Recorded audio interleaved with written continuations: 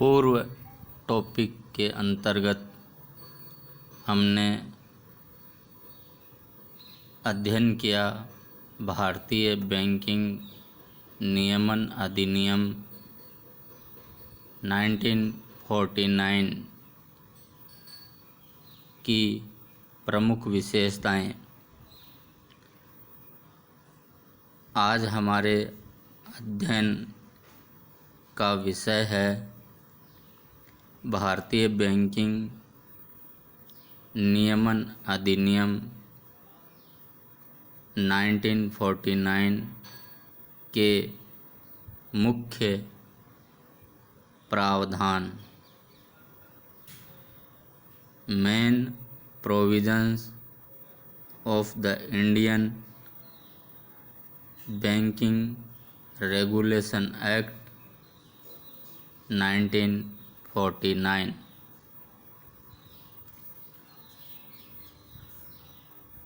भारतीय बैंकिंग नियमन अधिनियम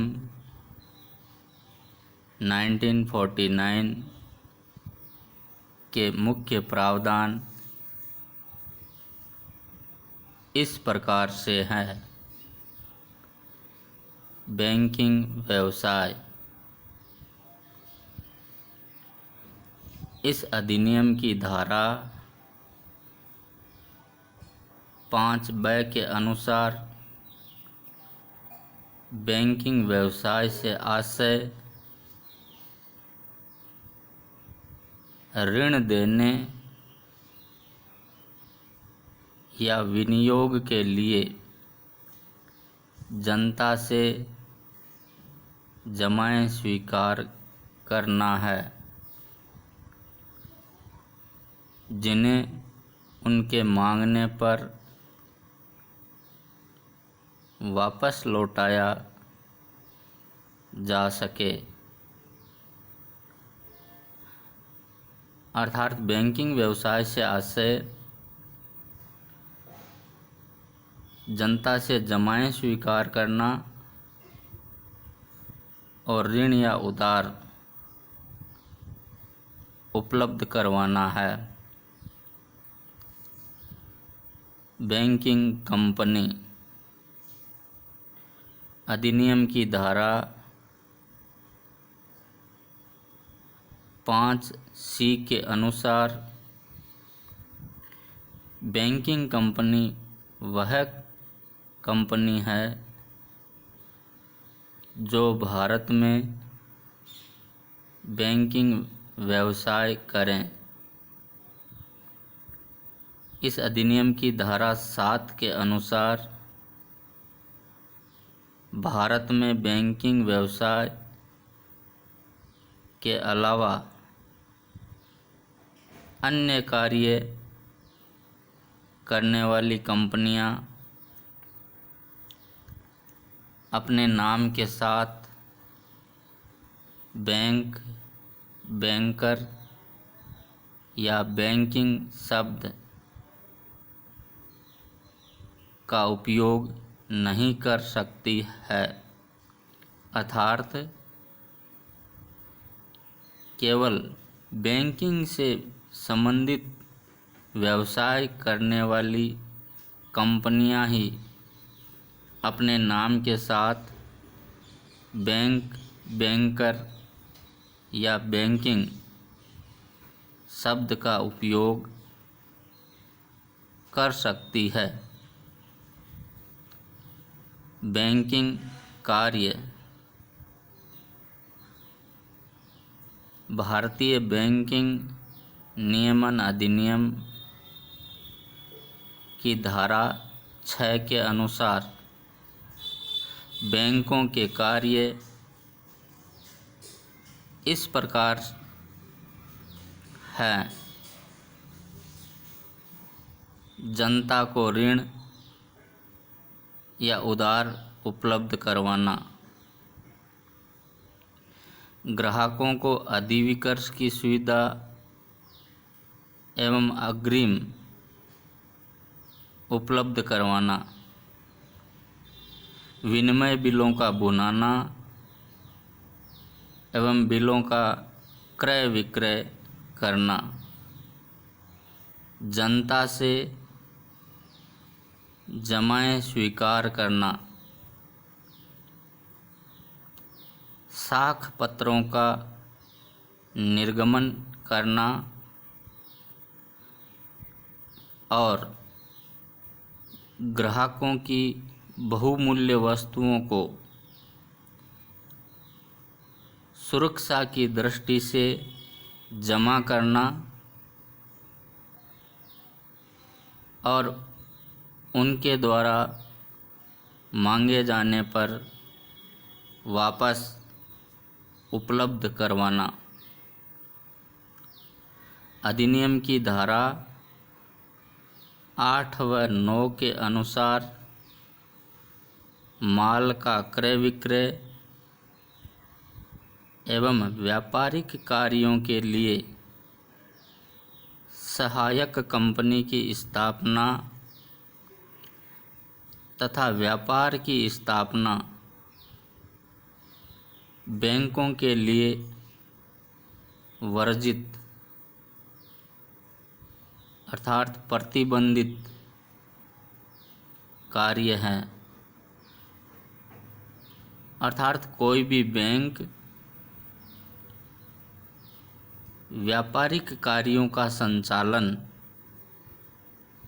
नहीं कर सकती है। बैंकों का प्रबंध एवं संचालन, मैनेजमेंट ऑफ द बैंक्स,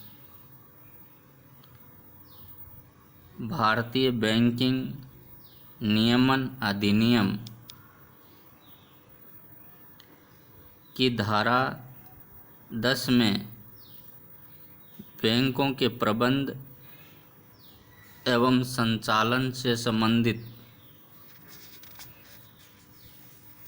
प्रावधान बताए गए हैं। धारा 36(a) के अनुसार रिजर्व बैंक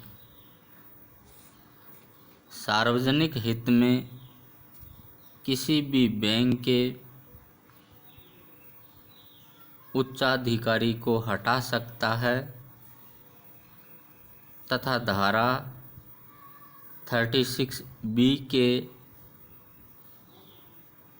प्रावधानों के अनुसार किसी भी बैंक की प्रबंध व्यवस्था में सुधार के लिए अतिरिक्त संचालकों की नियुक्ति कर सकता है।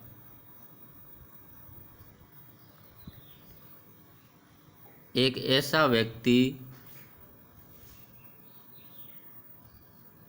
बैंक का प्रबंध संचालक नियुक्त नहीं हो सकता जो किसी व्यावसायिक कंपनी का संचालक हो, दिवालिया घोषित हो तथा अन्य व्यवसाय में संलग्न हो या किसी न्यायालय द्वारा उसे दोषी ठहराया गया हो और वह जेल जा चुका हो। नगद आरक्षण अनुपात, कैश रिजर्व रेशियो,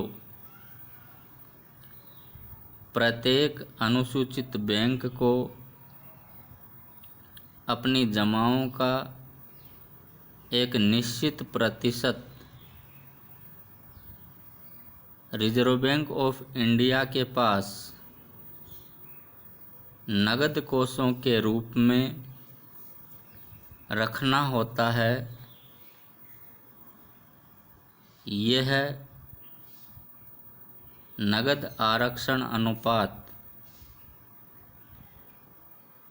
कहलाता है।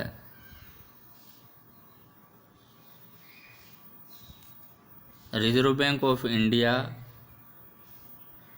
नगद आरक्षण अनुपात की दर समयानुसार बदलती रहती है। वैधानिक तरलता अनुपात SLR अधिनियम की धारा 24 के अनुसार प्रत्येक अनुसूचित बैंक को